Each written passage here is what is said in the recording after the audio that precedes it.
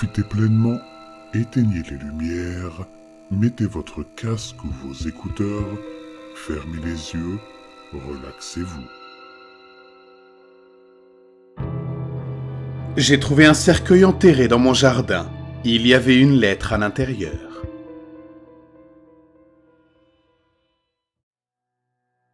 Ma femme m'a quitté l'hiver dernier. J'aimerais dire que ce n'était pas mérité, mais la vérité, c'est que je passais lentement du statut de buveur social à celui d'ivrogne négligé depuis quelques années. Si je l'ai jamais été, j'ai certainement cessé d'être un bon mari ou un bon père ces 2 dernières années. Et c'est un miracle que Sandra ait essayé aussi longtemps qu'elle l'a fait avant d'emballer nos petites filles et de retourner dans son ancienne ville natale. Après plusieurs mois d'apitoiement et de dégoût, j'ai commencé à me ressaisir. J'ai commencé à assister à des réunions de groupe, à travailler plus dur à mon travail et à reconstruire une vie pour moi et les gens que j'aime. Je n'ai jamais eu l'illusion que ma femme et moi allions nous remettre ensemble. Certaines choses ne peuvent être ni dites ni défaites. Mais je voulais redevenir un bon père. Je voulais obtenir la garde conjointe et avoir une maison où mes enfants pourraient venir et se sentir à l'aise. Pas les voyages forcés que j'avais vus chez certains pères divorcés qui ne voulaient pas vraiment voir leurs enfants, ou qui du moins ne faisaient pas grand-chose pour faire une place à un enfant dans leur vie et dans leur maison. J'ai donc aménagé des chambres pour chacune d'entre elles. Elles sont venues avec leur mère et ont choisi les couleurs des murs et les meubles qu'elles voulaient. J'étais ravi de les voir, mais aussi qu'elles aient l'occasion de me voir. Sandra m'a serré dans ses bras lorsqu'elles sont parties, en m'avouant qu'elle était si heureuse que j'aille beaucoup mieux. Elle a ajouté que si je continuais ainsi, elle serait heureuse d'accepter la garde partagée. Cela m'a encore plus motivé. L'été arrivait dans quelques mois et j'espérais pouvoir passer du temps avec elle pendant les vacances scolaires. J'ai donc cherché des programmes d'été, des attractions et des parcs où nous pourrions aller. Et j'ai entrepris de demander à quelqu'un d'installer une piscine chez moi. Cela faisait des années que nous parlions d'une piscine, mais nous n'avions jamais eu l'argent nécessaire. Étonnamment, le fait de travailler dur et de ne pas gaspiller de grosses sommes d'argent dans l'alcool m'a permis d'économiser assez rapidement pour verser un bon acompte sur la piscine. Dès le mois de mai, j'ai fait travailler des ouvriers dans mon jardin avec une pelleteuse. C'était un samedi, et je les observais avec intérêt et satisfaction tandis qu'ils commençaient à creuser pour l'espace de la piscine. En quelques minutes, ils en avaient creusé une bonne partie. Mais ils se sont arrêtés au milieu des bras levés et des cris. Je suis sorti pour voir ce qui se passait. Rick Jarvis, l'entrepreneur chargé des travaux, s'est approché de moi avec un regard étrange. « Dites voir, monsieur Sullivan, savez-vous si quelqu'un a été enterré sur cette propriété ?» J'ai commencé à rire, mais mon rire s'est éteint dans ma gorge lorsque j'ai réalisé qu'il était complètement sérieux. « Non, bien sûr que non. Êtes-vous en train de me dire que vous avez trouvé quelqu'un d'enterré dans mon jardin ?» Il a haussé les épaules avant d'enlever son chapeau et de s'éponger le front du revers de la main. « Je ne sais pas encore. Les garçons sont en train de se renseigner, mais ils pensent qu'ils ont trouvé un cercueil là-bas. » Le cercueil était une caisse en bois de 2 mètres de long et de 3 mètres de large, qui avait été enterrée à une dizaine de mètres de profondeur dans mon jardin. Quelque temps avant que nous n'emménagions une dizaine d'années plus tôt, sûrement. J'ai senti le poids de l'effroi et de l'anxiété lorsqu'ils ont retiré la boîte du sol à l'aide de sangles jaunes et l'ont fait glisser sur l'herbe à quelques mètres de là. L'un des hommes s'est approché de Jarvis et lui a dit qu'il pensait qu'il était vide parce qu'il était très léger. Et après avoir acquiescé, Jarvis s'est retourné vers moi. « C'est à vous de décider, monsieur. C'est peut-être une vieille farce bizarre ou quelque chose comme ça. Nous pouvons l'ouvrir et voir s'il y a quelque chose à l'intérieur. Et s'il n'y a rien, il n'y a pas de mal, pas de faute. On retourne creuser. On peut aussi appeler les autorités, mais ça va ralentir les choses, qu'il y ait encore ou non. » J'ai jeté un coup d'œil au trou partiellement creusé et au cercueil. Plus de temps signifierait plus d'argent, et cela ne ferait pas de mal de regarder. Je me suis retourné vers l'entrepreneur et j'ai hoché la tête. « Oui, allez-y et vérifiez. Inutile d'appeler quelqu'un si nous ne trouvons rien. » Jarvis sourit et appelle 2 de ses hommes avec un pied de biche. Avec quelques grognements et le crissement de clous rouillés, ils ont enlevé le couvercle du cercueil. Je me suis approché lorsque le couvercle de bois est tombé, et j'ai ressenti un grand soulagement lorsque j'ai vu qu'il était complètement vide. Enfin, presque vide. Il y avait plusieurs feuilles de papier éparpillées sur le sol du cercueil, ainsi qu'une petite lampe de poche en métal, en grande partie corrodée, qui semblait avoir 40 ou 50 ans. En regardant de plus près, l'un des hommes trouva également une petite pierre noire et le bout d'un vieux crayon de bois. Jarvis ramassa les objets et me les tendit comme une offrande. « Où voulez-vous que je mette ces objets, monsieur ? Ce sont les vôtres, après tout. » Son expression était indéchiffrable, mais je pouvais entendre un fil de tension se réverbérer dans ses mots. J'ai failli lui dire de tout jeter, mais j'avais vu de l'écriture sur ces pages et j'étais curieux. J'ai donc pris les objets et les ai emportés à l'intérieur. À mon retour, j'ai empêché 2 hommes de traîner le cercueil en leur disant que je m'en occuperais. Je ne voulais pas qu'ils perdent plus de temps et je n'avais pas encore décidé de ce que je voulais en faire. Ils avaient déjà remis le couvercle sur le dessus, alors j'ai traîné l'ensemble sur le côté de mon garage avant de le poser. Ce faisant, le couvercle a de nouveau glissé et s'est retrouvé pour la première fois face intérieure vers le haut. L'intérieur du couvercle était couvert de rayures. Des égratignures sombrement tachées qui auraient facilement pu être du vieux sang séché. J'ai eu la chair de poule. Je me suis approché et j'ai vu ce qui ressemblait à un petit morceau d'ongle dépassé de l'une des profondes rainures du bois taché.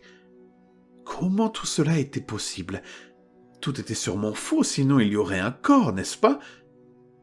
En jetant un coup d'œil autour de moi, j'ai vu que personne d'autre ne pouvait voir le couvercle depuis l'endroit où il travaillait. Et je me suis surpris à espérer secrètement qu'il ne l'avait pas remarqué avant.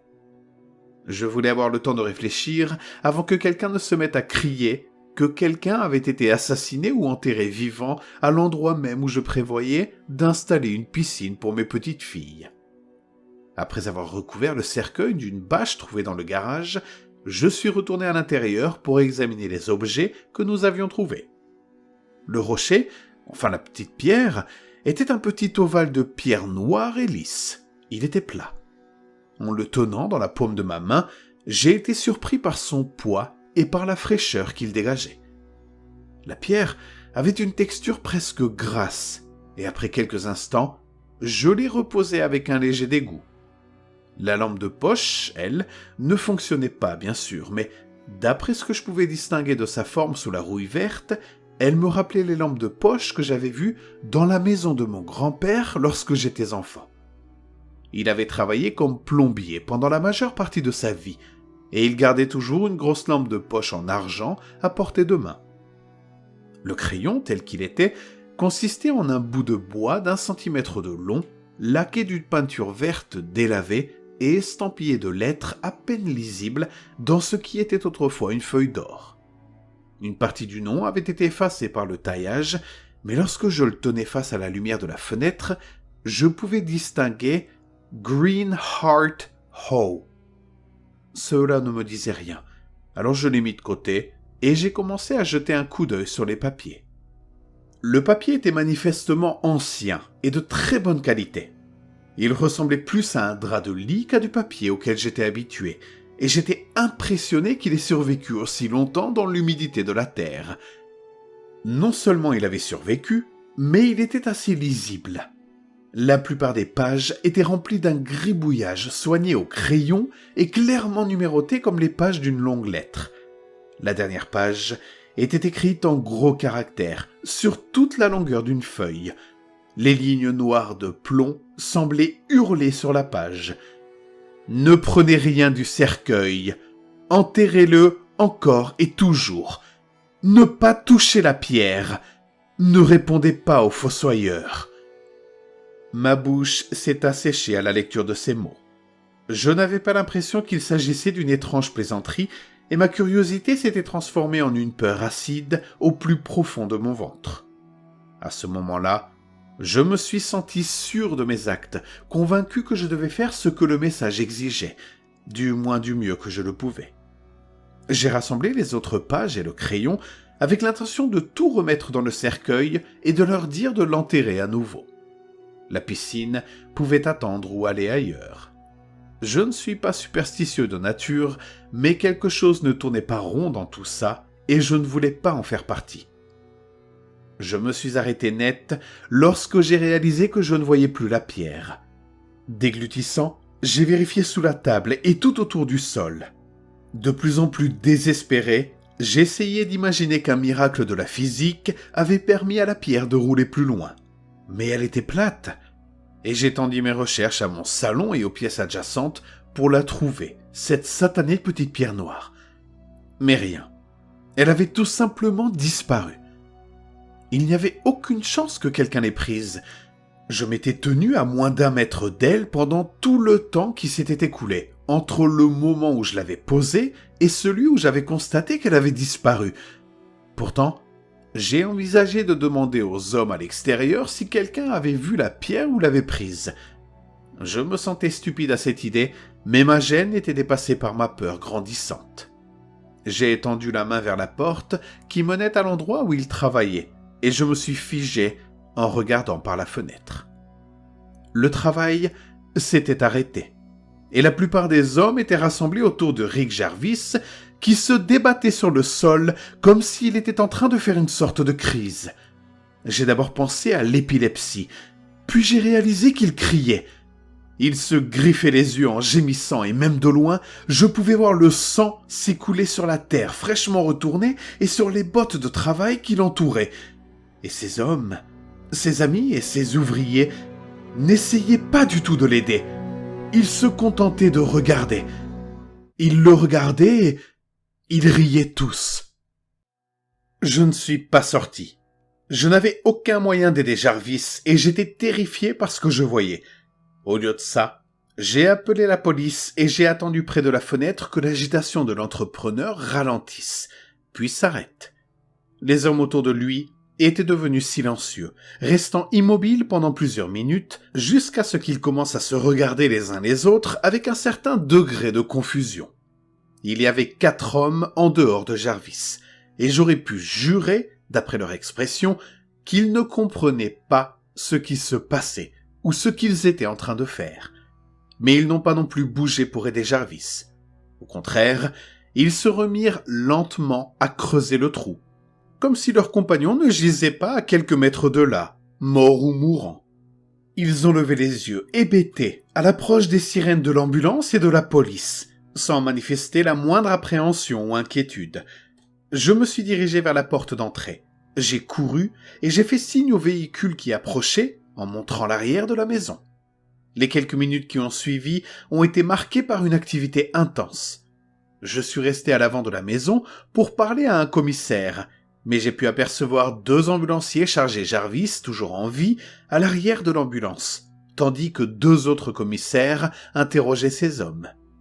Pour ma part, j'ai dit au commissaire Ellison que j'avais vu Jarvis avoir une crise et se griffer le visage, et que ces hommes avaient semblé agir bizarrement, mais que je n'avais vu aucun d'entre eux essayer de blesser ou d'aider l'homme. Tout cela était vrai, mais j'ai omis de mentionner le cercueil et ce que nous avions trouvé à l'intérieur. J'avais réfléchi à la question de savoir si je devais donner ces détails supplémentaires aux forces de l'ordre ou aux ambulanciers pendant que j'attendais leur arrivée, car je n'avais donné que des détails très sommaires à l'opérateur de la police lorsque j'avais appelé. À mon avis, de 2 choses l'une.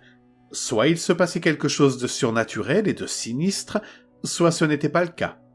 Si c'était le cas, le fait d'en parler à d'autres personnes ne servirait pas à grand-chose, si ce n'est à miner ma crédibilité et peut-être à me faire confisquer les autres écrits que je n'avais pas encore consultés. Si tout avait une explication banale, alors le cercueil et son contenu n'avaient probablement aucune importance. Même si le cercueil contenait une toxine quelconque, il la trouverait probablement en testant Jarvis. Je savais qu'il y avait des failles dans mon raisonnement, mais j'avais toujours le sentiment que l'avertissement que j'avais lu était sincère et vrai. Ce qui signifiait que je devais supposer que j'avais affaire à quelque chose que je ne comprenais pas, et qui ne serait pas non plus compris par le médecin ou le policier moyen. J'ai donc gardé le silence, espérant que tout cela disparaîtrait, mais sachant au fond de moi que je n'aurais pas cette chance. 20 minutes plus tard, je me rendais à l'hôpital. Avant que je ne quitte la maison, l'un des 2 autres commissaires était venu dire à Ellison que les autres hommes avaient fait très peu de déclarations, si ce n'est que Jarvis avait commencé à avoir une sorte de crise et qu'il ne savait pas pourquoi. Le commissaire a ajouté avec un regard significatif qu'au vu de leurs réponses et de leur comportement, il avait suggéré qu'ils soient tous examinés médicalement, mais qu'ils avaient refusé tout traitement et commencé à quitter le chantier dès qu'il avait eu fini de poser ses questions. Ellison avait serré la mâchoire et hoché la tête.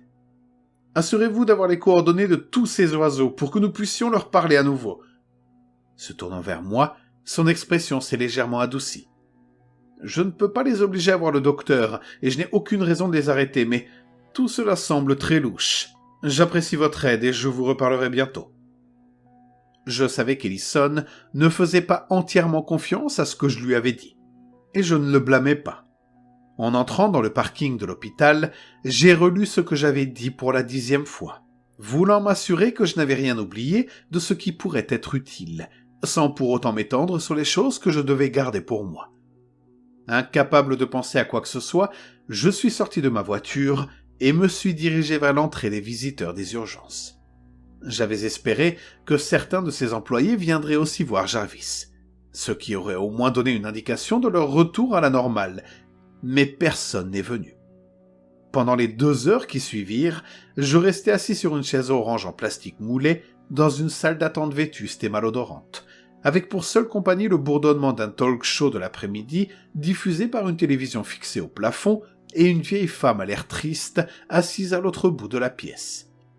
Je ne savais même pas pourquoi j'étais là, si ce n'est que je me sentais en quelque sorte responsable de ce qui était arrivé à Jarvis et j'espérais qu'en restant, je pourrais soit obtenir des réponses, soit au moins me déculpabiliser.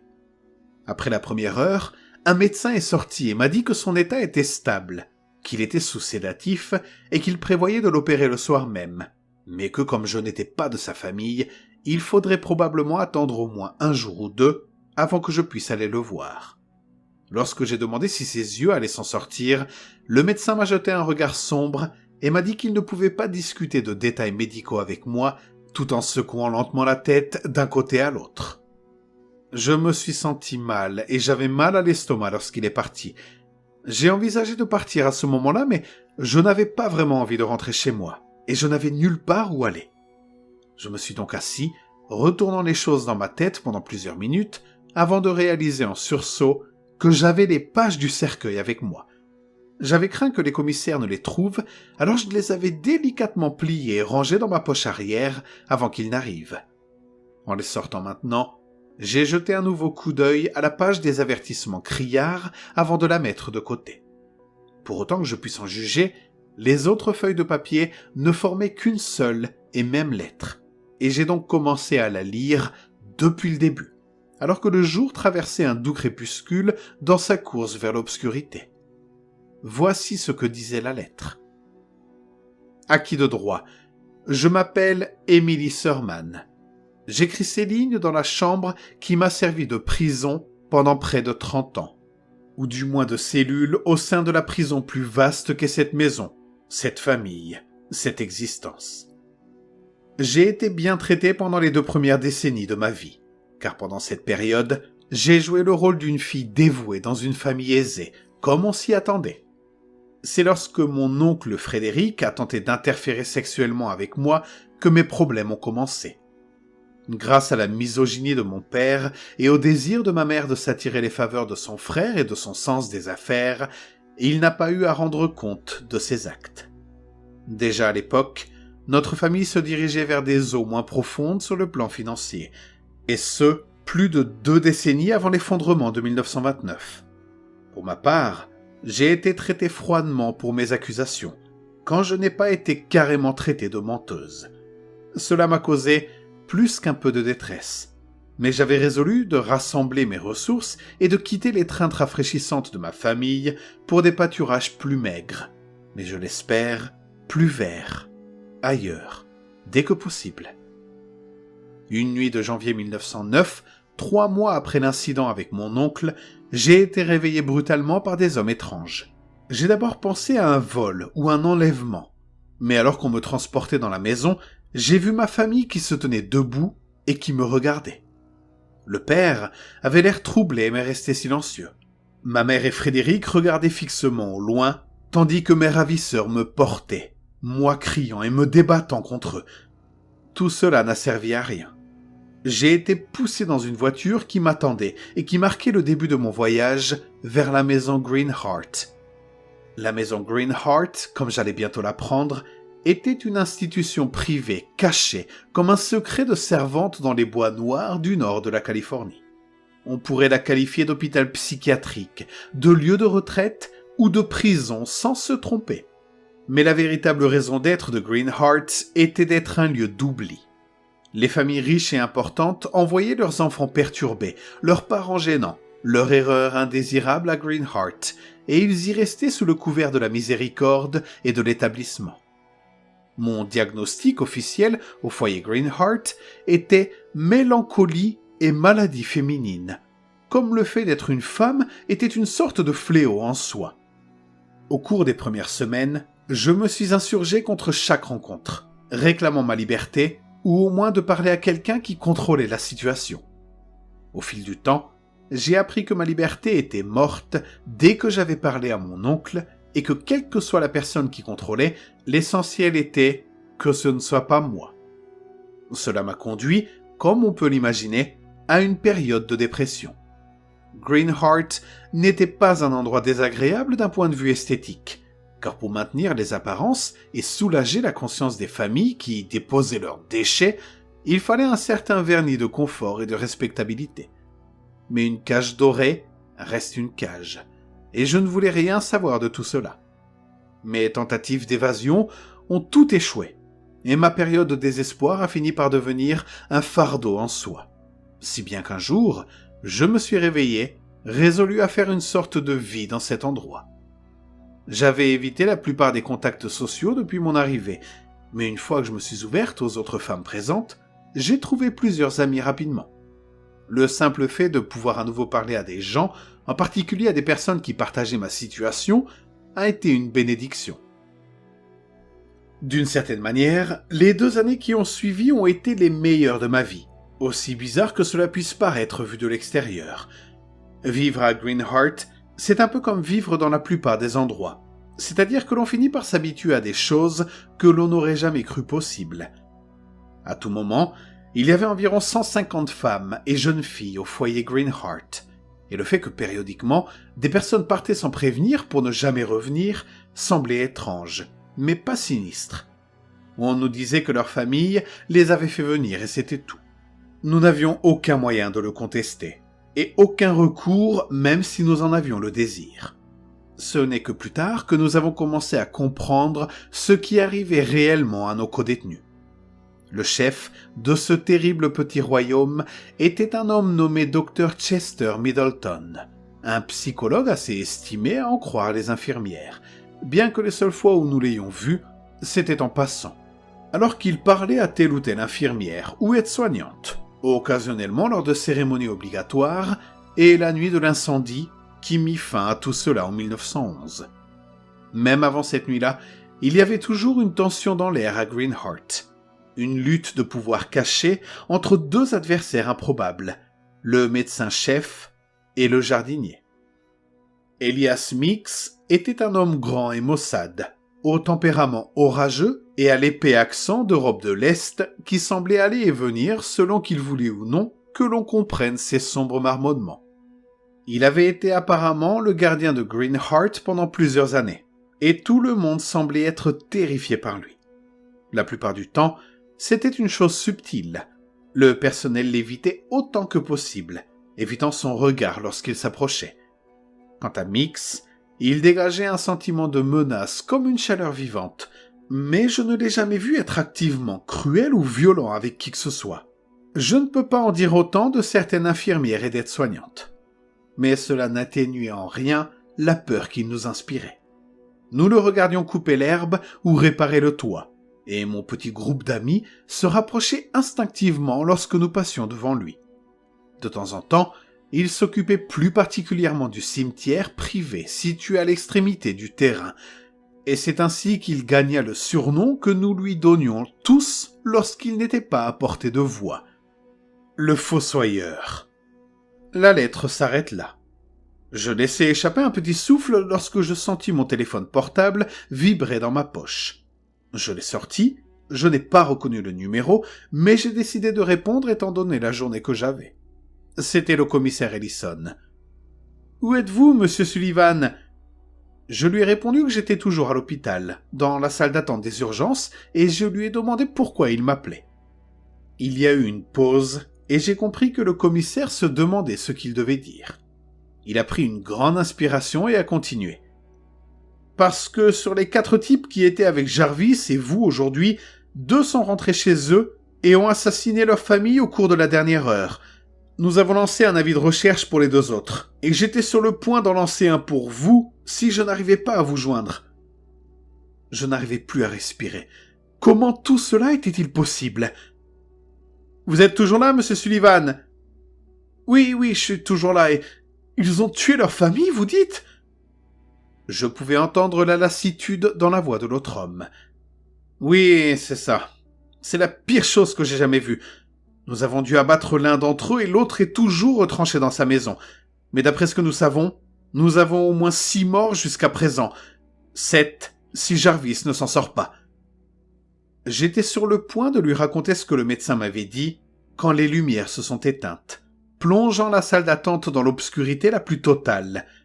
Au bout d'un moment, quelques lampes de sécurité se sont allumées par intermittence, mais pas plus. En regardant autour de moi, je n'ai vu personne, et je n'ai entendu aucun des bruits normaux auxquels je m'attendais dans un hôpital. Même la petite vieille était partie à un moment ou à un autre. J'avais l'impression d'être dans un tombeau. « Commissaire, l'électricité vient d'être coupée ici à l'hôpital et il fait complètement noir. » Un autre moment de silence contemplatif, puis sa voix est revenue, pleine de colère et de peur. « Arrêtez de dire n'importe quoi, c'est impossible. Même si l'hôpital perdait le courant, les générateurs de secours se mettraient en marche en moins d'1 seconde. Il y a trop de choses qui peuvent mal tourner s'ils perdent vraiment le courant. » J'ai serré les dents en commençant à me diriger lentement vers les doubles portes qui menaient dans les profondeurs de l'hôpital. En regardant à travers les fenêtres étroites des portes, je n'ai vu que l'obscurité ponctuée par 2 lumières de sécurité faibles et vacillantes à mon extrémité du couloir. L'autre extrémité était totalement noire et dépourvue de vie. Je vous dis qu'il fait complètement noir, putain.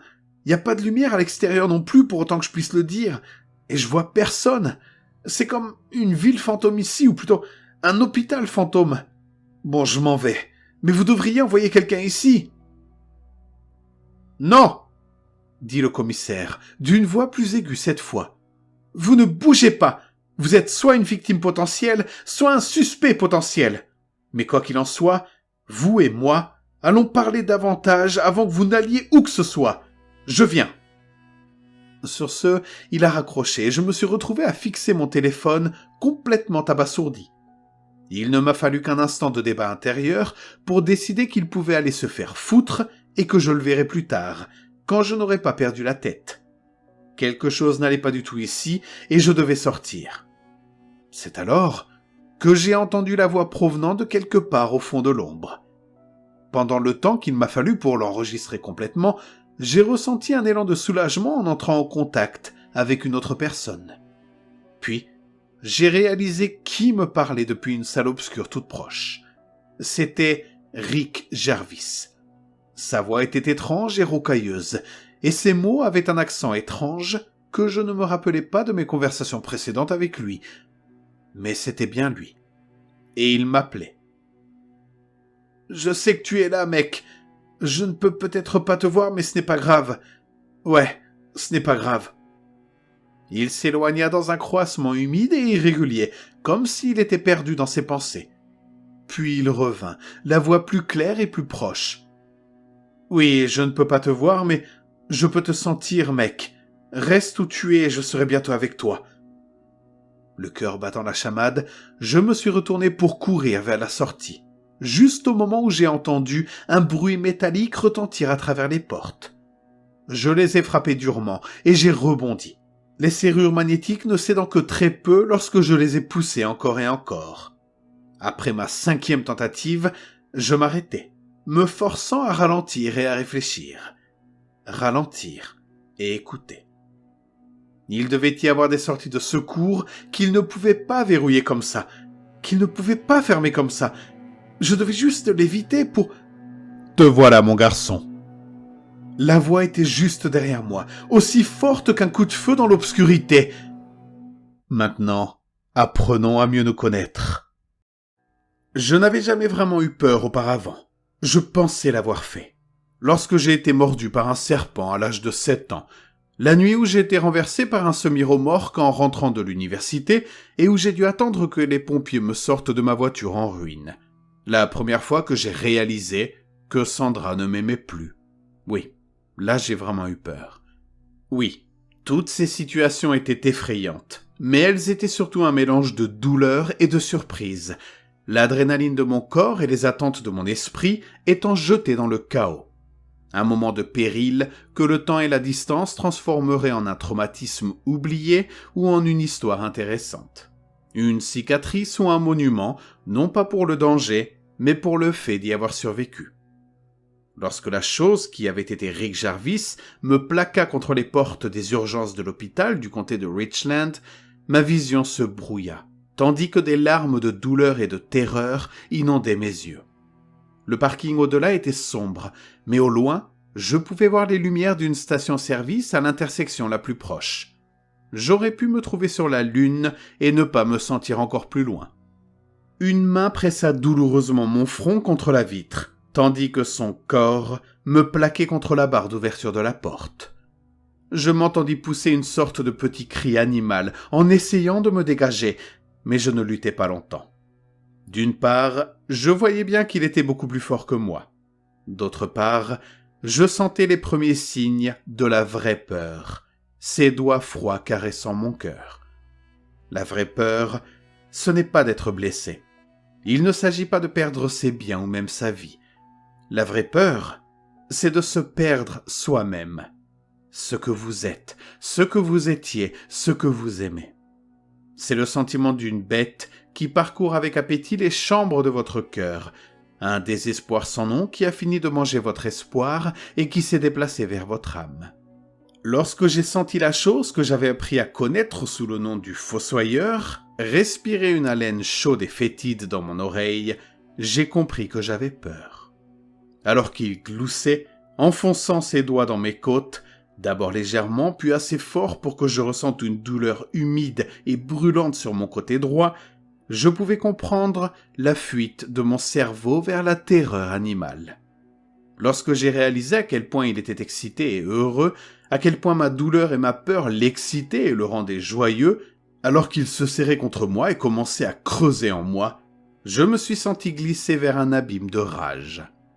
Vous devez comprendre que je pleurais et je bavais pendant tout ce temps, suppliant qu'on me laisse partir. Nous étions dans un vide de peur et de douleur. La dignité et la fierté n'avaient aucune chance de survie dans des conditions aussi dures. Sur le moment, j'ai eu l'impression que j'aurais fait n'importe quoi pour que ses mains brûlantes me lâchent, pour que ses doigts pénétrants s'éloignent de mon flanc. Mais il y avait quelque chose de plus que cela, de pire que cela, qui se produisait en même temps. Dans l'obscurité de mon fort intérieur, il y eut un moment de contact et de recul, comme un mulot flairant un serpent dans son terrier. Mon esprit, délicat et frémissant, a en quelque sorte reconnu la chose pourrie qui se cachait dans la viande de ce pauvre homme. Et à ce moment-là, je pense que mon âme a entrevu son destin. « Alors, tu as assez peur maintenant, Sully ? Tu commences à comprendre ? Es-tu prêt à arrêter de courir et à te mettre en bavoir, mon garçon ?» Une nouvelle bouffée d'haleine pourrie m'a frappé, et je me suis surpris à me demander distraitement si l'homme qui me plaquait contre la porte était déjà mort. Je répondis presque automatiquement. Comme je l'ai dit, j'avais déjà supplié, mais c'était la première fois qu'il me posait une question directe depuis l'éternité où il m'avait trouvé dans l'obscurité. ne réponds pas au fossoyeur. Les mots ont traversé mon esprit et j'ai gardé le silence. C'était écrit sur la note. Plusieurs secondes s'écoulèrent, puis je fus soudain libre. Je laissai échapper un souffle comme pour reprendre de l'air avant de me retourner. Je n'avais pas l'idée de me débattre ni même d'essayer de me défendre, mais j'avais envie de le voir pour une raison ou une autre, comme si cela allait m'apporter une certaine compréhension. J'ai d'abord été déçu, son visage et sa forme se perdant dans l'ombre au-delà d'une vague silhouette. Les lumières de sécurité de la pièce étaient derrière lui, et si faibles qu'elles ne faisaient que le rendre plus tangible dans les ténèbres. Puis, son visage a été éclairé par des éclats alternés de lumière blanche et bleue. J'ai aspiré un souffle involontaire à sa vue. Sa peau semblait incroyablement sèche et dure, comme si elle était faite d'une sorte de résine malléable ou de pierre polie. Ses yeux, là où ils devraient être, étaient des puits rouges de chair en ruine, criblés de... Je n'en étais pas sûr. Cela me rappelait un visage que j'avais vu un jour, ou plutôt une image, celle d'une grotte bordée de cristaux de quartz déchiquetés, poussant les uns contre les autres, creusant dans la chair de la terre pour former quelque chose de nouveau dans le vide. Mais là où l'image était étrangement belle, c'était tout le contraire. C'était une sorte de décomposition contre nature. « Recule de cette putain de porte, Sullivan !» En me retournant, je me suis rendu compte que le commissaire Ellison essayait de passer la porte depuis quelques secondes. Je me suis exécuté et j'ai reculé de plusieurs pas. Puis il a frappé brutalement la vitre avec une matraque pliable. En jetant un coup d'œil au Jarvis machin, j'ai vu qu'il était là, passif, comme s'il attendait quelque chose. Un deuxième coup, et la vitre s'est couverte de toiles d'araignée. Un troisième coup, et elle se troubla avant de se détacher du cadre. « Mettez-vous à terre tous les deux, tout de suite !» J'ai voulu obéir, mais j'ai hésité.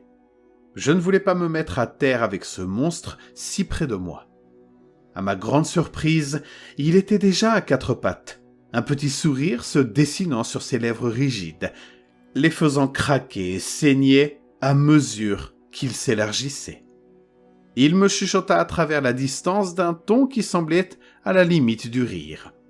« Ne t'inquiète pas, Sully, nous serons bientôt de nouveau ensemble. » Le commissaire prit la parole. « 3 autres personnes, monsieur Sullivan, 2 infirmières et un médecin, tous morts, tués par ce maniaque de Jarvis, bien qu'il ait tout ce qu'il a de défectueux. En plus de ça, 20 autres membres du personnel et patients sont restés inconscients pendant près de 2 heures, sans aucun souvenir de ce qui s'est passé. Aujourd'hui, dans une ville qui considère que 2 meurtres par an sont une bonne chose, 10 personnes sont mortes en un jour. Car avant que j'oublie, nous avons dû tuer le 2e ouvrier qui a spontanément décidé que toute sa famille devait mourir aujourd'hui. » Je voyais bien qu'Ellison luttait pour garder son calme, qu'il essayait de faire son travail d'interrogateur tout en étant loin de sa profondeur et de sa compréhension. Je compatissais, mais je n'avais pas de réponse non plus. Du moins, pas encore. Je soupire. « Écoutez, je ne sais pas non plus ce qui se passe. » Il a crié « foutaise » en jetant un sac de preuves en plastique qui contenait ce que j'ai reconnu comme étant les pages de la lettre. Dans ma panique à l'hôpital, je les avais oubliées dans la salle d'attente, et quand je m'en étais souvenu, il était trop tard. Je ne sais pas ce que c'est que cette merde, mais je peux dire en y jetant un coup d'œil que c'est vieux et étrange, tout comme le cercueil que tu as fait déterrer à ces hommes aujourd'hui. Mes yeux se sont écarquillés, et il a souri avec amertume. Oh oui, nous le savons aussi maintenant. J'ai envoyé une unité chez toi et ils ont trouvé l'endroit où tu l'avais caché. Ils ont vu la saleté fraîche et ont fait le rapprochement.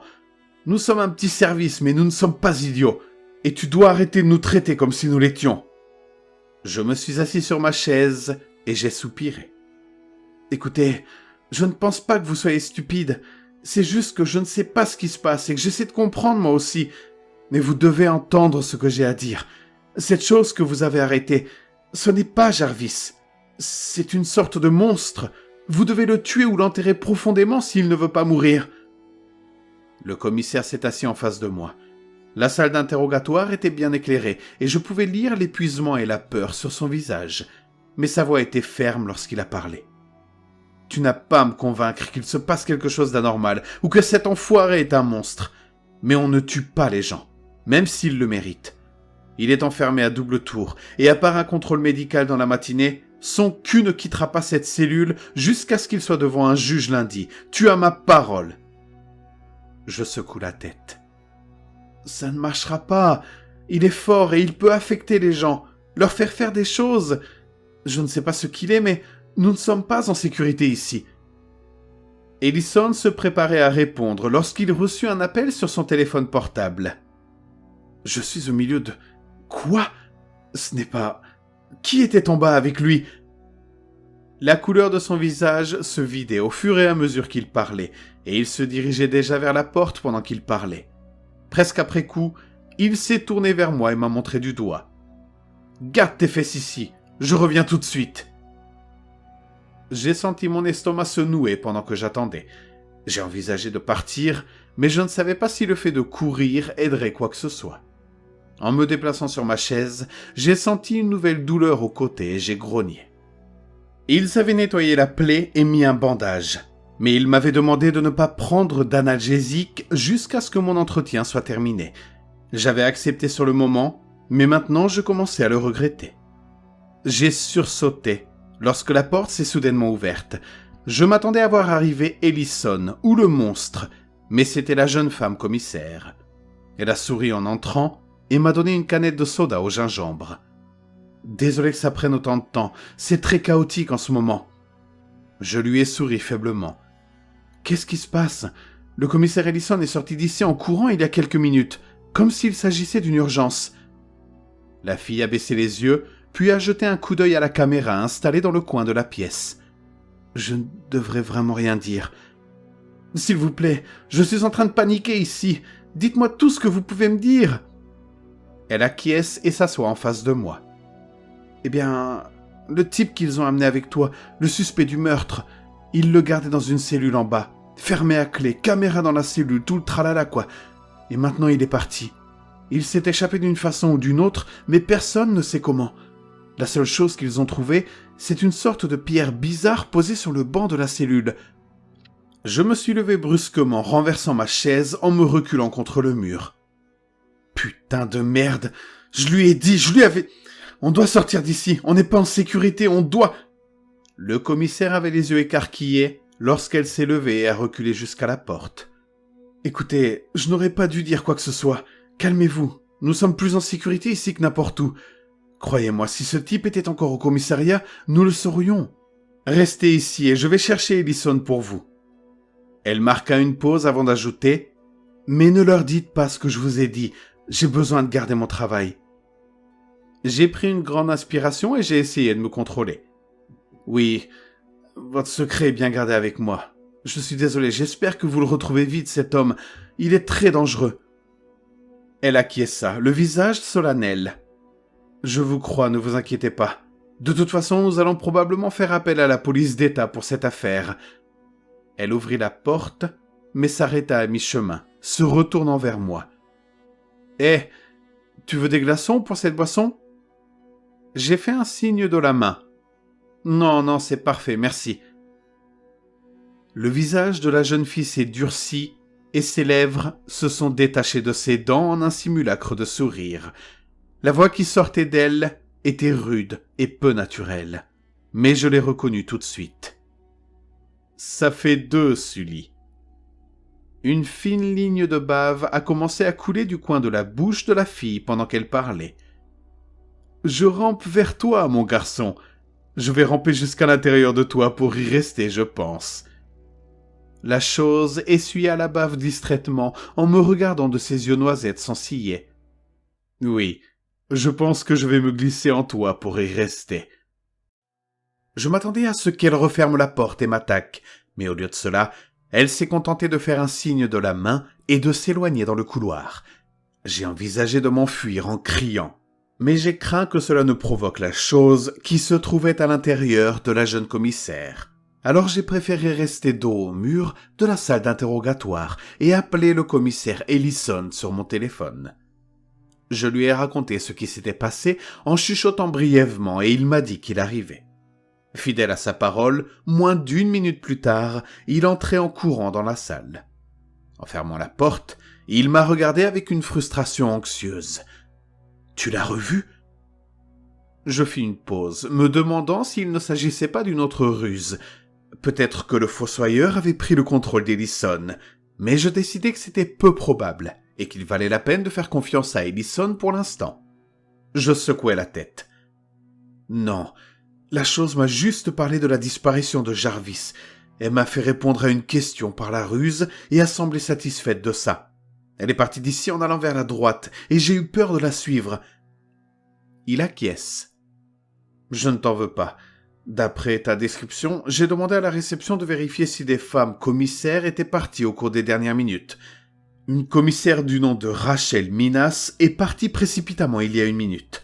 J'ai dit au central de la contacter, mais je ne sais pas si c'est possible d'après ce que tu me dis. Il s'assit à la table avec un soupir et fit un geste vers l'autre chaise. Écoute, je sais qu'il se passe quelque chose de merdique, et je ne pense pas qu'il soit probable que ce soit ta faute, mais tu es clairement impliqué, et que tu le veuilles ou non. La chose veut quelque chose de toi, alors si tu as d'autres informations, c'est le moment de me les donner. M'asseyant en face de lui, je racontai les détails que j'avais omis plus tôt sur ce qui s'était passé à la maison, ainsi que ce que j'avais lu jusqu'à présent dans la lettre du cercueil. Ellison m'écouta attentivement, ne parlant pas après que j'eus terminé pendant près d'1 minute. Bon, eh bien, plusieurs choses. D'abord, tu aurais dû me dire tout ça dès le départ. Ça n'aurait peut-être rien changé, mais ça n'aurait pas fait de mal. Deuxièmement, la façon dont les objets se trouvaient dans le cercueil est logique. Ou plutôt non, ce n'est pas logique. Mais c'est cohérent avec une théorie que j'avais à propos de Jarvis. Je fronce les sourcils.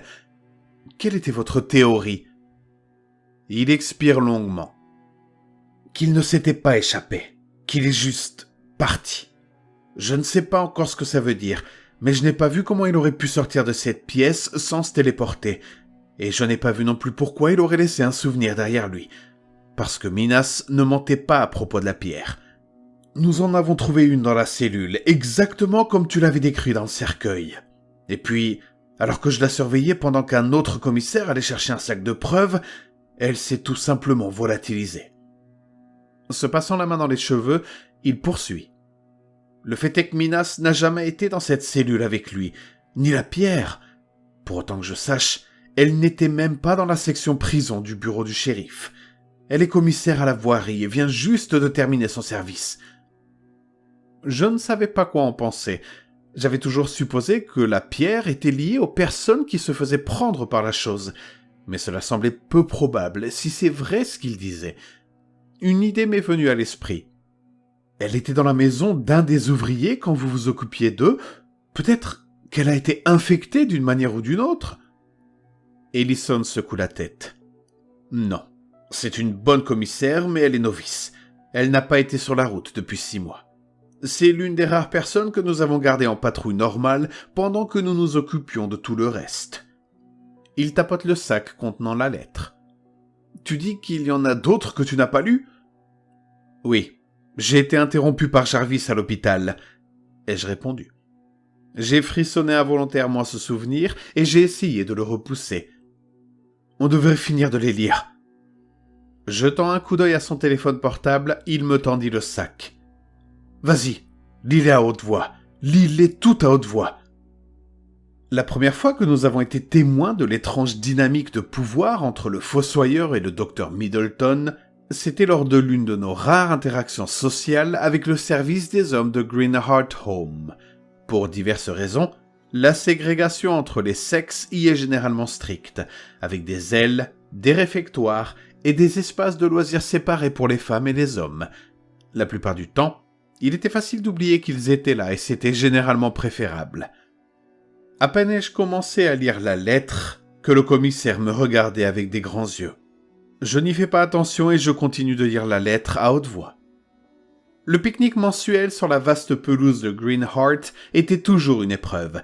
Certaines femmes attendaient ce jour avec impatience, s'efforçant de soigner leur apparence et tentant par tous les moyens d'attirer l'attention d'un ou de plusieurs hommes pendant les 3 heures que nous passions ensemble. Pour moi, cela se résumait à me blottir entre mes amis et à essayer d'éviter le contact visuel avec les hommes qui cherchaient activement une compagne. Bien que le pique-nique ait été surveillé, nos gardiens étaient loin d'être assidus, et j'ai fini par comprendre qu'ils fermaient délibérément les yeux si un couple s'éloignait vers l'un des arbres ou buissons éloignés, plus proche de la clôture du périmètre extérieur. Il n'y avait aucun moyen pour eux de s'échapper après tout, et si une indiscrétion conduisait à une grossesse, ils avaient les moyens d'en tirer profit également. Il doit être clair que je ne déteste pas les hommes, loin de là.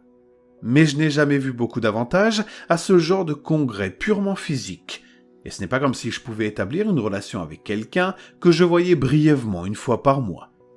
Je plaignais leur sort comme le mien, mais je n'avais aucune envie de servir d'exutoire à la luxe refoulée d'un inconnu. Je me suis donc résigné à de petites conversations avec mes amis, à observer les nuages et à lire le dernier livre que je sortais de la bibliothèque de près. C'est la poésie qui me plaisait le plus. Et ce jour-là, je lisais de façon assez amusante Men and Women de Robert Browning. J'étais complètement absorbé, mais j'ai levé les yeux lorsque j'ai entendu un remue-ménage en haut de la pelouse, près du bâtiment. « Vous vous croyez malin, docteur ?» L'accent du fossoyeur était léger, mais sa voix chargée de menaces roulait sur l'herbe. Il s'adresse au docteur Middleton, qui recule d'un pas en levant les mains. « Je ne vois pas ce que vous voulez dire, Mix. » Je pouvais entendre de la colère dans la voix de l'homme, mais elle s'est brisée lorsqu'il a prononcé le nom du fossoyeur. Mix. Mix laissa échapper un rire humide et méchant. « Oh, je pense que vous le savez bien. Oui, je pense que vous le savez. » Il fit un pas vers le docteur qui recula à son tour. « Vous croyez que je ne suis pas au courant de vos petites affaires ?» Il regarda au loin pendant plusieurs instants, à tel point que je crus que le docteur Middleton allait répondre avant d'être interrompu par les mots suivants du fossoyeur. « Je le fais, c'est vrai. Je ne me soucie pas des bébés, mais je me soucie des camions, vous comprenez ? Maintenant tu me laisses tranquille ou je te fais arrêter. » Lorsqu'il a prononcé cette dernière phrase, j'ai eu l'étrange image d'une main arrêtant le pendule d'une horloge, tuant son mouvement, sa vie. J'ai appris plus tard que plusieurs de mes amis qui avaient assisté à la scène avaient eu exactement la même image que moi. L'une des infirmières en chef se dirigea vers la dispute, vraisemblablement pour aider le docteur Middleton qui s'écroulait. Mais le fossoyeur tourna son regard vers elle, la clouant sur place. « Cette petite fête est terminée, infirmière. Je veux que tout le monde rentre à l'intérieur maintenant. J'ai besoin de calme et de tranquillité sur ma pelouse pour m'entendre penser. » La bouche de la femme âgée bougea sans mot dire, tandis qu'elle se tournait vers le médecin. Même à distance, on pouvait deviner à ses épaules arrondies et à la façon dont il ignorait de la regarder qu'il était battu. Dépitée, l'infirmière se retourna et commença à appeler les autres infirmières pour qu'elles récupèrent leurs protégés et les ramènent dans leurs chambres respectives au Green Heart. Nous avons rassemblé nos affaires et nous sommes dirigés vers le bâtiment. Mais alors que nous nous approchions du sommet de la pelouse, j'ai senti quelque chose trembler au plus profond de moi. Je me suis retourné et j'ai vu le fossoyeur qui me regardait, ses yeux sombres étant aussi stables que le regard de mort d'un crocodile ou d'un pêcheur à la ligne, voyant et ne voyant pas à la fois. Mon cœur fit un bond, puis un autre lorsque son regard suivit ses mouvements. Sa voix était rauque et profonde, et à une telle proximité qu'il m'a fallu tout ce que j'avais pour ne pas m'enfuir en l'entendant. Me détournant de lui, je baissai la tête et murmurai « Rien ». Je me concentrai surtout sur la mesure de mes pas lorsque je franchissais le seuil du bâtiment, sur le fait de ne pas montrer la peur que je ressentais. C'est alors que j'ai entendu son ricanement derrière moi et qu'il a murmuré quelque chose de grave. Ce que je craignais alors s'était confirmé avec le temps. J'avais été marqué par ce que nous appelions le fossoyeur. Quant à son faible murmure, il n'avait aucun sens pour moi lorsque j'étais à Green Heart, mais ici, au printemps 1931, je n'en vois que trop bien la signification. Après avoir fini de lire la lettre, j'ai levé les yeux vers Ellison. C'est le même genre de conneries qu'il me disait. Ou elle, Minas. Mais tu vois ce que je veux dire. Ça a quelque chose à voir avec le fait de piéger certaines personnes pour qu'elles lui répondent plusieurs fois. Je ne sais pas pourquoi ce n'est pas le cas pour tout le monde, mais ce n'est pas possible. D'après ce que tu dis, le commissaire ne l'aurait même pas vu. Il acquiesce, les traits tirés. Ouais, enfin je veux dire non. Elle n'aurait jamais eu l'occasion de se faire demander de la merde par Javis. Putain, continue. Je veux savoir comment on arrête cet enfoiré. Et c'est tout ce qu'on a pour avancer. Je savais d'après les pages que je tenais qu'il ne restait plus grand-chose. Et mon cœur s'est effondré à cette constatation. J'avais espéré que cette lettre du passé contiendrait une clé cachée pour arrêter cette chose. C'est toujours ce qui se passe dans les films d'horreur, non ? Il suffisait d'assembler les pièces du puzzle et la récompense était la chose qui pouvait tuer la bête. Mais ce n'était pas la peine de nous décourager davantage en les lisant à voix haute. Au lieu de ça, j'ai terminé la lettre. Au cours des mois suivants, j'ai vu et entendu des ragots sur plusieurs autres confrontations entre Mix, le fossoyeur, et le docteur Middleton. Dans la plupart des cas, il semblait que le principal objectif du fossoyeur était de faire honte au docteur et de l'humilier. Mais il semblait y avoir un fil conducteur concernant quelque chose que le docteur faisait et que Mix n'approuvait pas. Et ce n'est que la veille de Noël 1911 que j'ai compris de quoi il s'agissait. Nous étions tous réunis dans le réfectoire pour prendre notre dîner. Oie rôti, pudding aux figues et bol de pommes de terre fumantes remplissaient chaque table. Et malgré notre situation, l'humeur dans la pièce était en fait proche de la gaieté.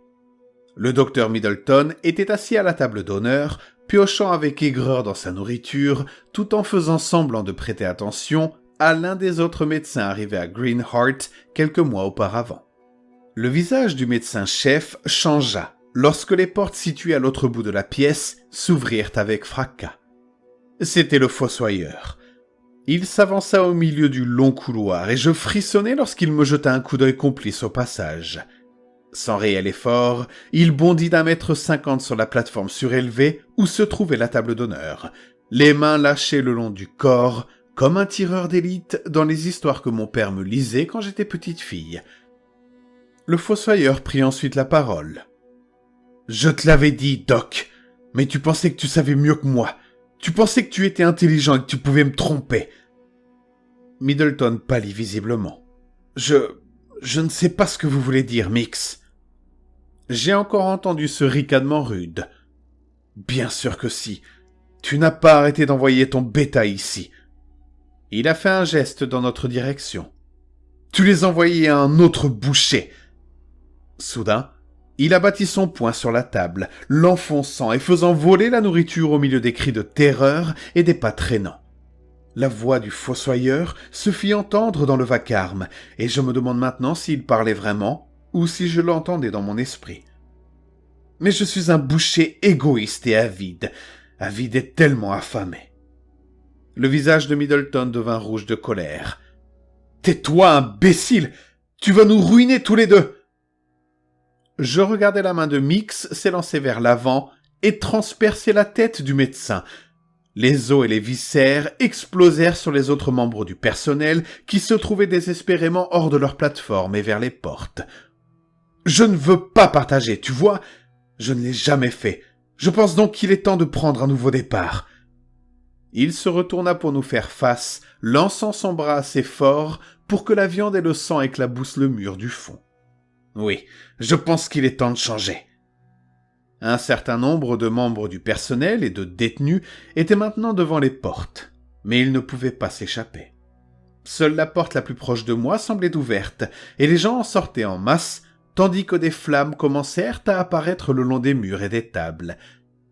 J'avais été quelque peu subjugué par l'horreur qui se déroulait devant nous, mais la chaleur du feu me ramena à la raison.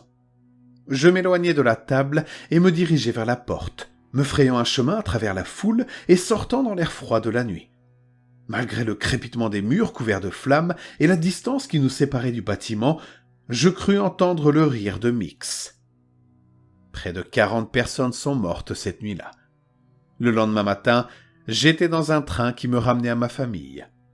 Mon voyage s'est déroulé sans incident, mais mon retour à la maison s'est fait sans cérémonie. Il n'a pas été question de parler de la maison de Greenheart ni de mon enfermement involontaire.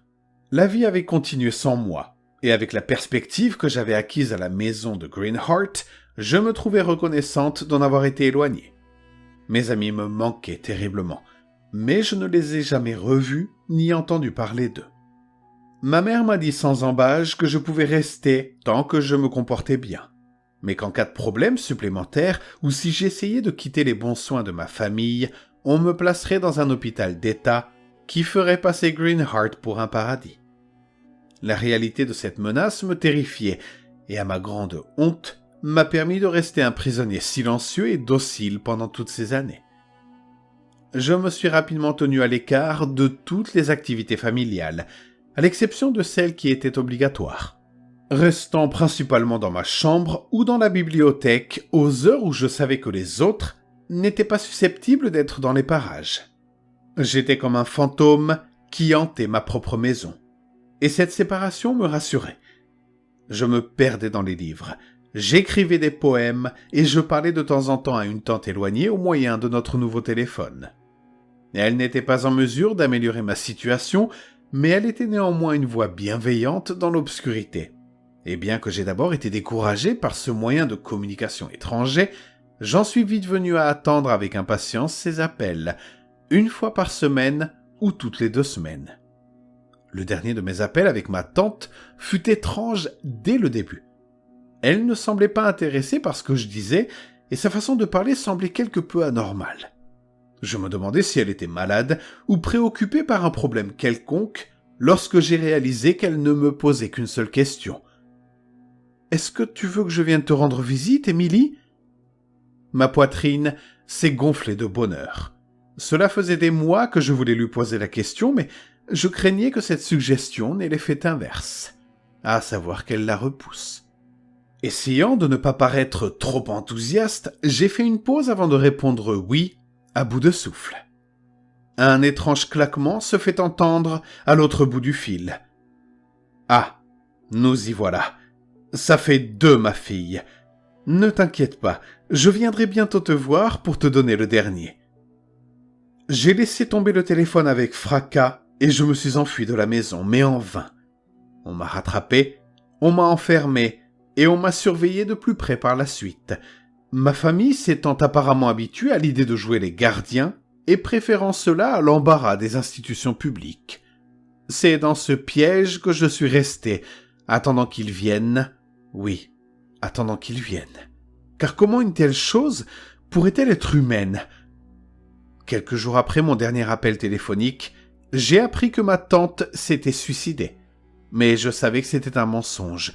Cette chose l'avait assassinée, et maintenant elle s'en prenait à moi. Mais elle n'est jamais venue. Les années passèrent, et tandis que le temps atténuait mes craintes et mes peurs, la banalité de mon existence me fit presque tanguir pour quelque chose d'aussi étrange que ce que pouvait être le fossoyeur. Bien sûr, c'était un souhait insensé, mais il fut bientôt exaucé. Cette fois, c'est ma mère qui m'a demandé si je voulais manger, et dès que j'ai répondu, j'ai senti le changement s'opérer en moi. J'ai eu l'impression que quelqu'un avait mis le feu à mon cerveau. J'ai trébuché sur le seuil de ma chambre et je me suis effondré contre mon lit, glissant sur le sol alors que le monde devenait noir. Quand je me suis réveillé, j'ai su que j'étais ruiné, souillé. Je le sentais s'installer dans mon esprit, dans mon âme. Il ne prenait pas souvent le contrôle, mais je sentais qu'il envoyait des vrilles pour sonder mes pensées et mes sentiments. J'ai commencé à avoir des pensées sombres et perverses, ainsi que l'image récurrente d'un visage qui était à la fois mix et pas mix, dont la bouche était une entaille rouge pleine de couteaux brisés coupant et recoupant la longue langue violacée qui sortait de sa bouche, humide et affamée. Je pouvais sentir cette bouche dans mon esprit, me consumant petit à petit, me remplaçant par quelque chose d'autre. Je pouvais sentir cette langue sombre, errer et chercher, brûlant tout de son contact acide. Je la sentais lécher les cavités intérieures de mon cœur. Ma mère est morte maintenant, et ils ont décidé que c'était de ma faute.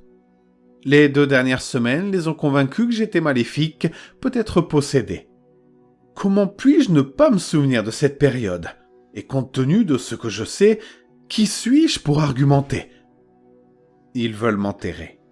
M'enterrer vivante et quitter cette maison pour toujours, bien que cette dernière idée soit vraiment la leur ou celle de la banque, c'est une autre question.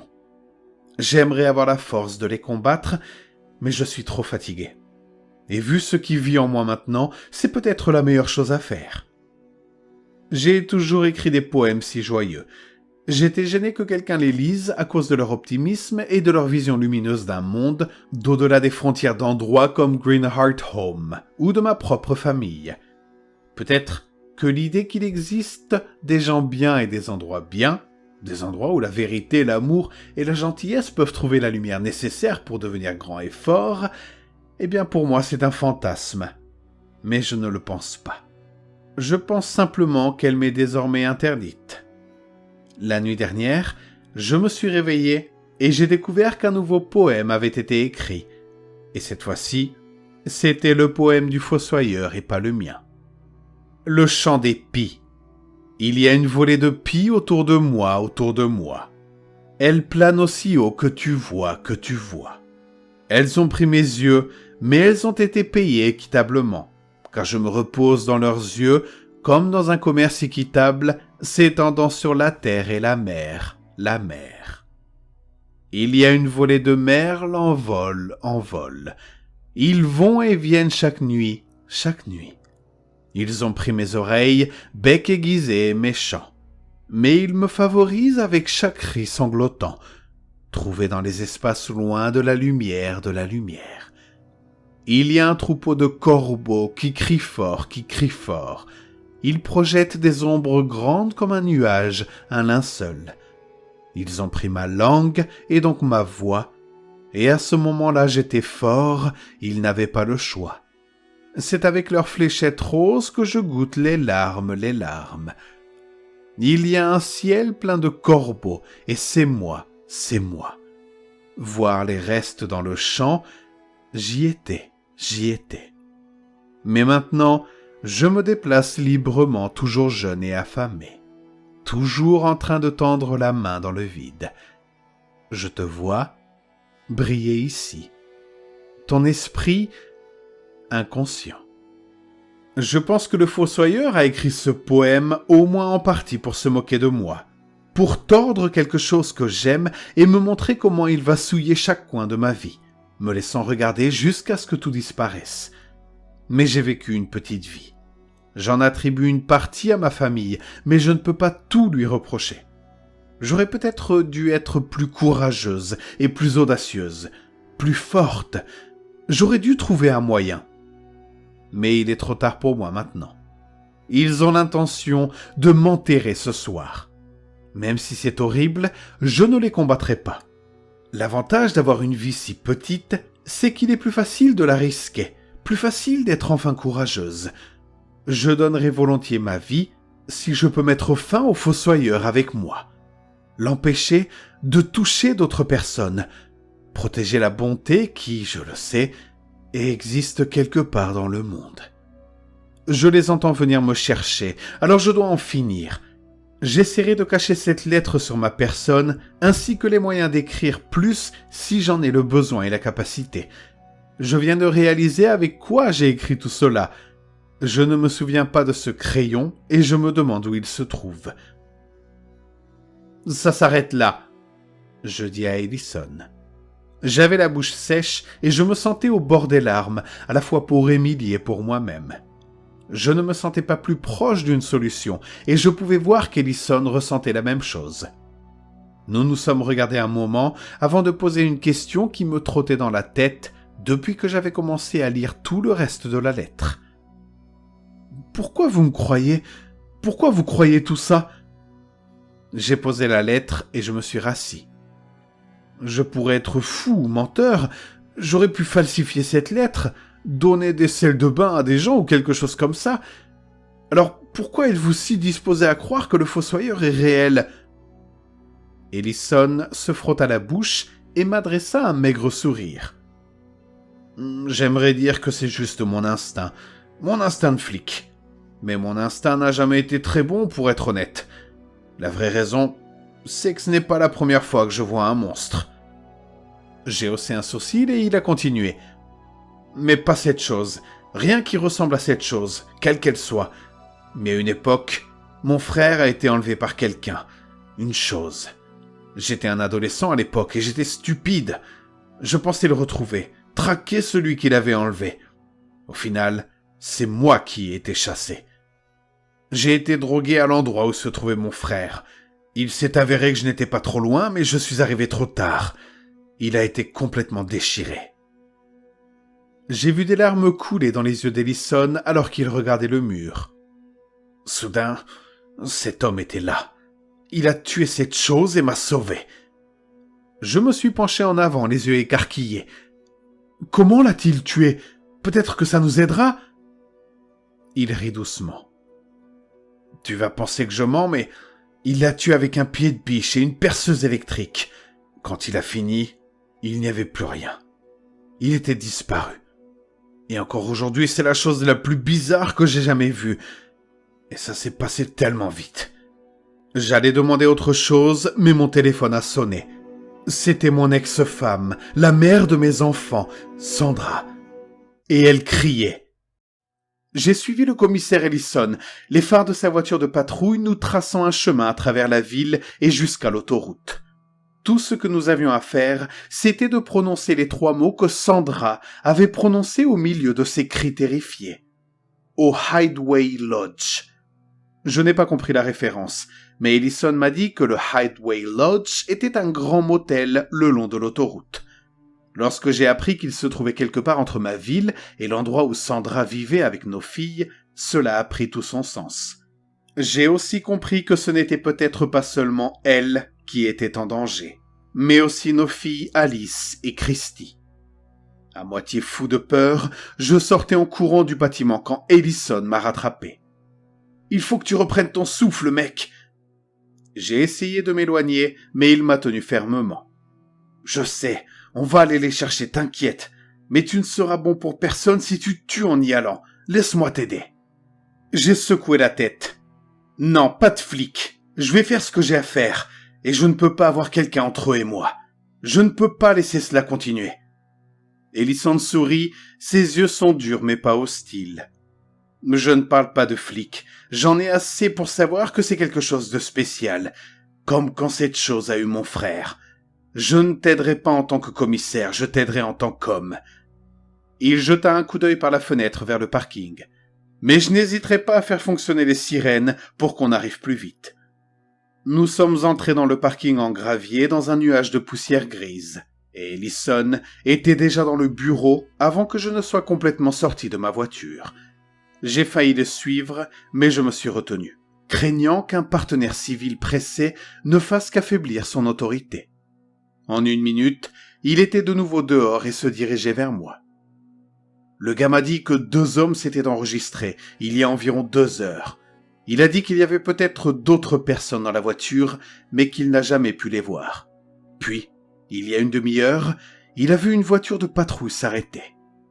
Il pointe du doigt l'angle du bâtiment. C'est la patrouille de Minas. Le gérant du motel ne l'a pas vu, mais il a dit que la voiture n'avait pas bougé depuis son arrivée. Ellison jette un regard inquiet vers le 4e étage du motel. D'après la description qu'il a faite des hommes, je pense que nous venons de trouver les 2 derniers employés de Jarvis. Quel est le numéro de la chambre ? Je pouvais entendre la colère à peine contenue dans ma voix. J'avais essayé d'être patient, mais j'avais besoin de monter là-haut maintenant, et il me faisait perdre du temps. Il me jeta un coup d'œil en arrière. « Je vais y venir, mais il faut d'abord que tu m'écoutes. Nous allons probablement nous retrouver dans une situation de prise d'otage avec 2 maniaques homicides et un officier formé et armé avec un monstre dans le cerveau.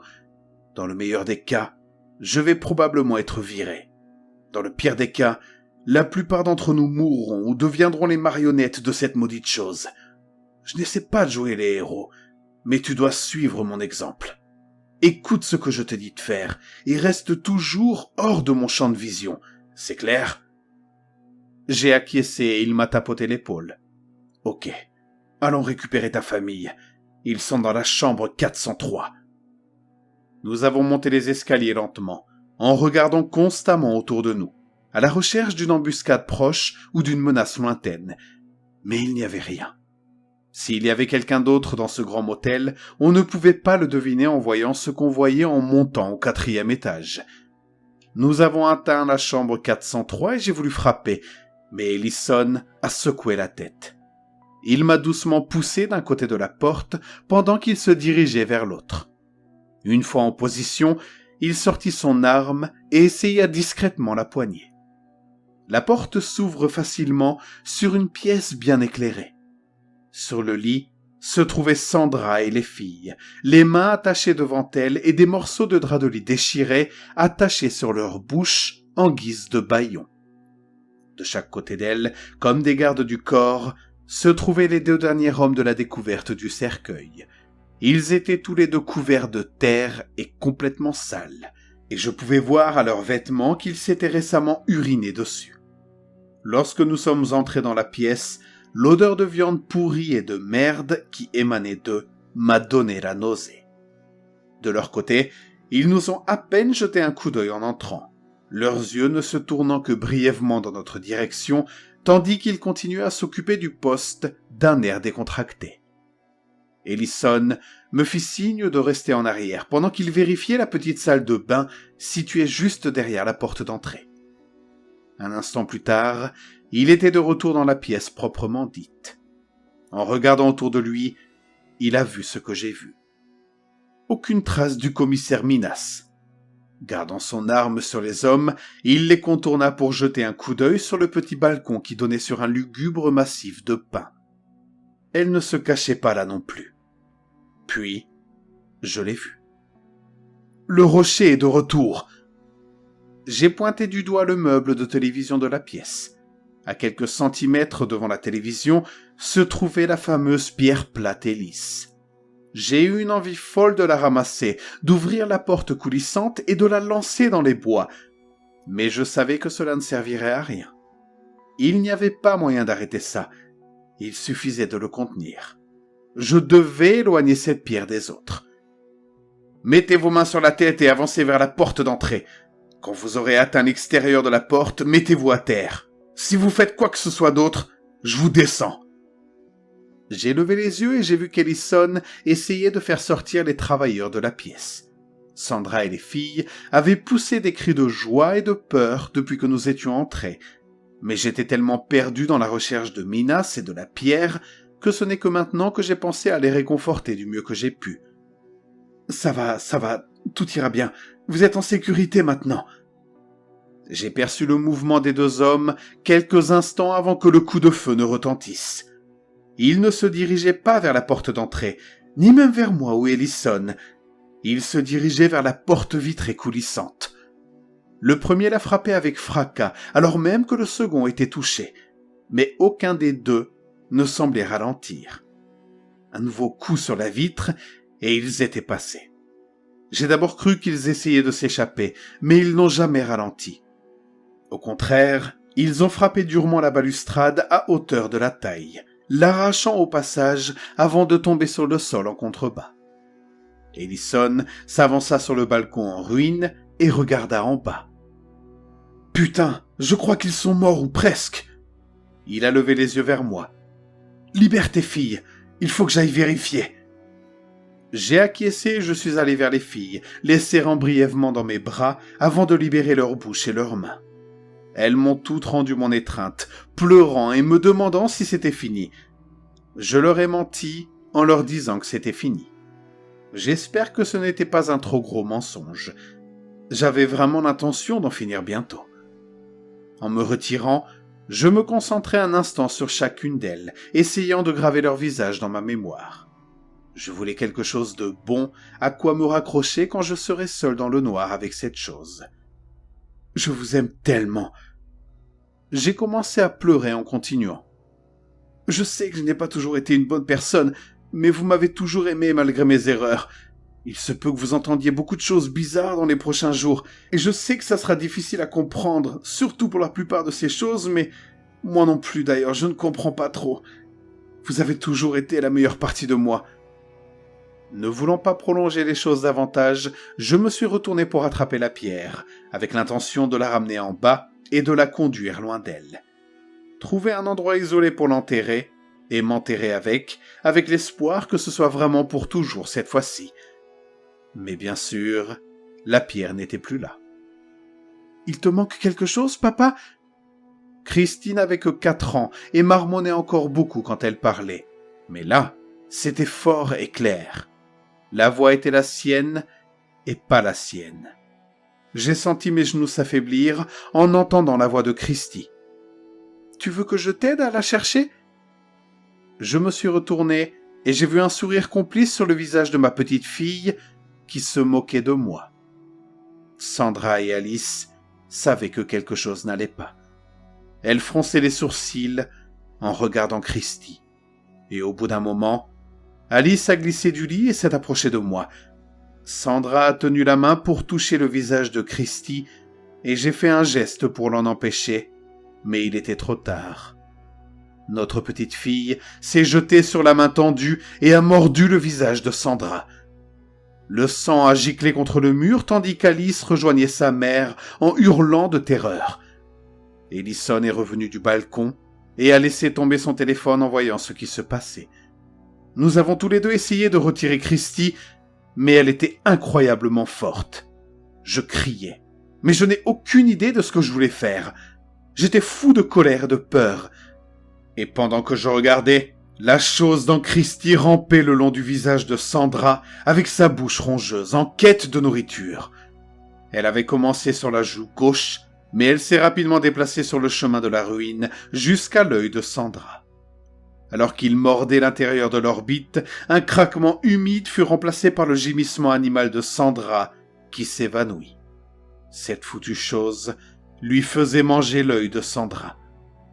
La colère s'est enflammée dans ma poitrine et j'ai planté mes pieds. Ellison, qui semblait avoir perdu mon intention, s'est arc-bouté contre Sandra qui s'affaissait, tandis que je tirais aussi fort que possible sur Christy, craignant que cela ne suffise pas. Mais c'était plus que suffisant.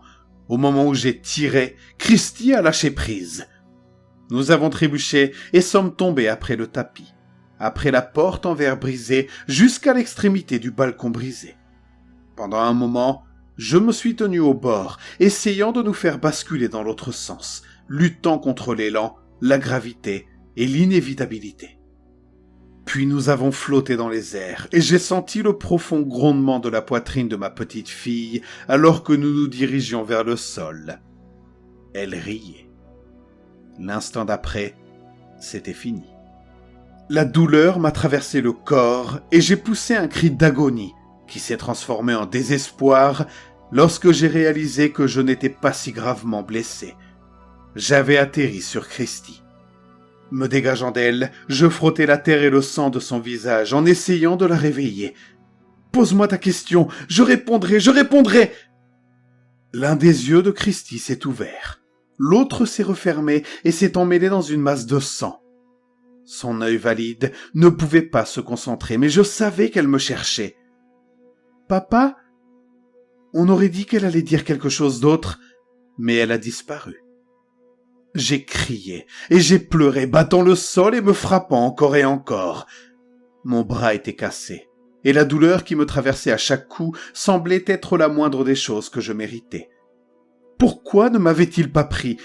Pourquoi le fossoyeur n'avait-il pas posé sa dernière question ? Ellison se tenait au-dessus de moi, et je voyais maintenant qu'Alice et Sandra étaient là aussi, formant un demi-cercle grossier autour de moi et de l'horreur écrasée de notre petite fille. « Je n'ai pas besoin de questions pour te prendre. Je n'en ai jamais eu besoin, » dit Alice en souriant.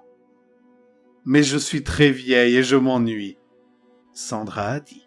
« C'est plus amusant si je mets du piment, et il est plus facile de prendre les personnes spéciales comme toi, mes hôtes de longue date, si vous avez un peu d'espoir et une pincée de mystère pour aller avec votre terreur et votre désespoir. » Ellison ajouta. « Et puis il n'y a pas vraiment de moyen de me combattre. » Alice surenchérit. « Et il n'y a pas vraiment de règles pour te protéger. » Sandra apporta le coup ultime. Un noble sacrifice que tu peux faire pour te racheter d'être le stupide petit déchet que tu es. Le sourire de Sandra était mince et froid, tandis qu'elle me poussait légèrement du bout de sa chaussure. Et qu'est-ce que je peux dire? Tu es aussi plus savoureux. Contrairement aux autres, je me retiens longtemps avant de te manger, mais qu'est-ce que je peux dire? J'aime bien assaisonner ma viande. Je n'avais pas de réponse à donner, et apparemment il n'en avait pas besoin. Le monde explosa lorsque je sentis soudain une énorme pression dans mon crâne. J'ai eu l'image du rocher apparaissant là, déchirant et pressant le tissu cérébral pour faire de la place. Je savais que c'était impossible. Je serais mort ou dans le coma à cause de quelque chose comme ça, mais je savais d'une certaine manière que c'était quand même vrai. C'était comme Émilie l'avait décrit dans la lettre. Je pouvais le sentir en moi maintenant. Sandra, Alice et Ellison se sont effondrés sur le sol comme des marionnettes dont on aurait coupé les fils, mais après avoir vérifié, ils étaient tous vivants. Je n'avais aucun moyen de savoir s'ils iraient bien un jour, mais encore une fois, rien ne pourrait jamais aller bien. J'ai regardé ma chemise, couverte du sang de mon bébé, et je l'ai enlevée avant de courir vers ma voiture. Le fossoyeur était tranquille dans sa nouvelle demeure et n'a pas bougé lorsque je me suis éloigné du motel et de la ville voisine. Je me suis enfoncé dans la campagne pendant près d'1 heure, à la recherche d'un endroit propice pour cacher ma voiture. Lorsque je l'ai trouvée, j'ai laissé ma voiture, mon téléphone portable et mon portefeuille derrière moi, ne prenant qu'un démonte-pneus dans le coffre pour m'en servir comme d'une pelle de fortune. J'ai marché encore 2 heures lorsque je suis tombé sur ce qui avait probablement été le terrier d'un gros animal. Il a suffi de creuser un peu plus pour le rendre assez grand pour que je puisse m'y glisser à l'abri des regards. Ne voulant pas perdre de temps, j'ai mis l'arme d'Ellison sur ma tête et j'ai essayé d'appuyer sur la gâchette. Mais il ne m'a pas laissé faire. J'ai juré, j'ai crié, j'ai essayé d'utiliser mes 2 mains, mais rien n'y faisait. Il est resté silencieux, me laissant essayer et échouer encore et encore. « S'il vous plaît, laissez-moi mourir, s'il vous plaît, s'il vous plaît, s'il vous plaît !» Je savais que j'étais en train de devenir hystérique, mais cela ne me dérangeait pas. Peut-être qu'il ne pouvait pas empêcher une mort naturelle par accident vasculaire cérébral ou crise cardiaque aussi facilement. Je devais trouver un moyen de... Et là, j'entends la voix d'un jeune homme. « C'est ça ? » « Ouais, il est là-dedans. J'ai cru que j'allais vomir à 800 mètres, mais c'est beaucoup plus fort ici. » C'était une voix plus âgée et plus grave. J'essayais de décider de la meilleure façon de rester caché ou de m'échapper lorsqu'une main puissante a soudain pénétré dans le terrier et m'en a sorti. En clignant des yeux, j'ai levé la tête et j'ai vu un grand vieillard s'accroupir rapidement et m'injecter quelque chose. Presque immédiatement, j'ai senti le noir s'installer, mais j'ai sursauté en entendant le ronflement d'une perceuse électrique.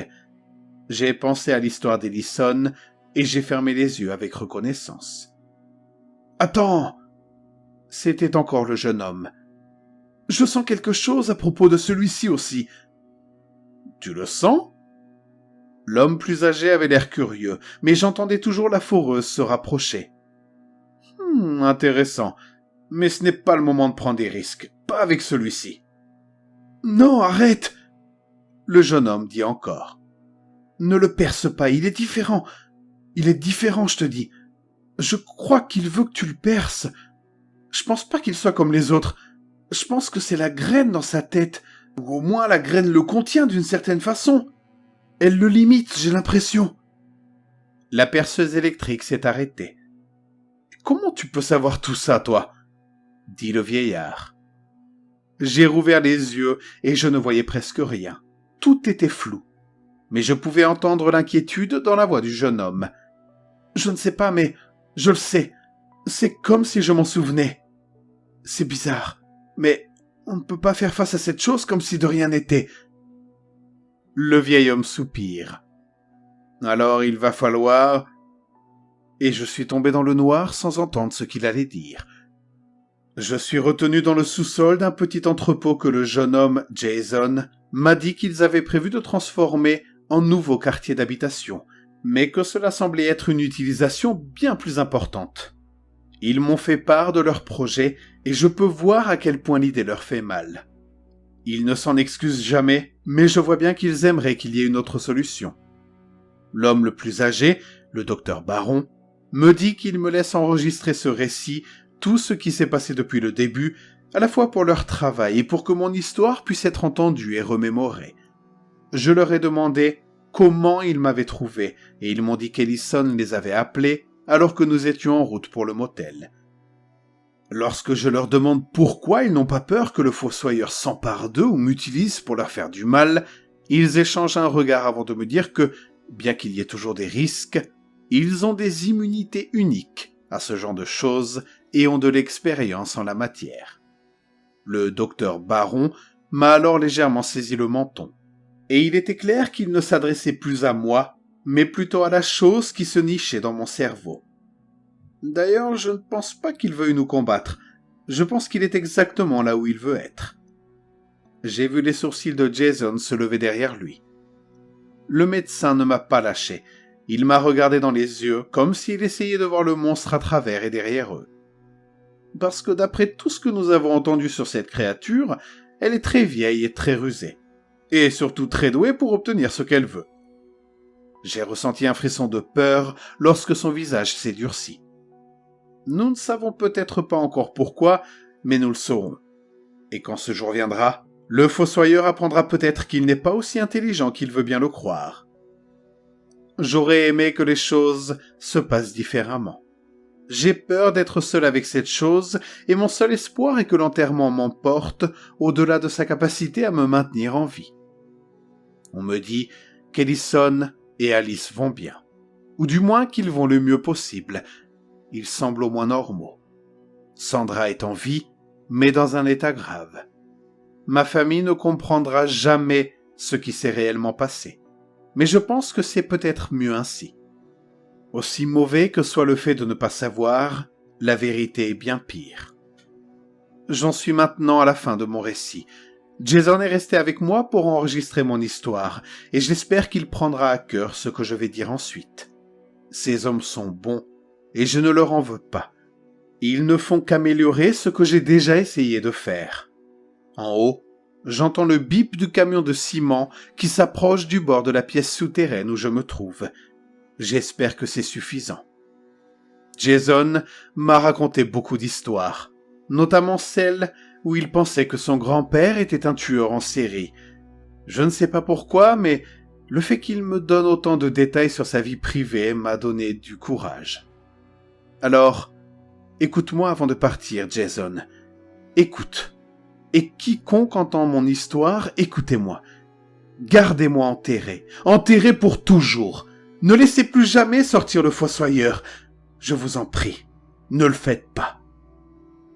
Nous savons tous les deux que ce n'est pas comme ça que ça va se passer, n'est-ce pas, mon garçon? Le récit se déroule maintenant du point de vue de Jason et de son grand-père. J'ai éteint le magnétophone et j'ai regardé l'endroit où Mark Sullivan, Sully, était enchaîné sur le sol. La voix qui sortait de lui était rude et dure à l'oreille. Nous savons tous les deux que nous nous reverrons. J'ai appuyé sur le bouton pour faire reculer la bande jusqu'au moment où le fossoyeur a parlé. Ouais, je suppose que c'est le cas, fait de beaux rêves, espèce de sale con.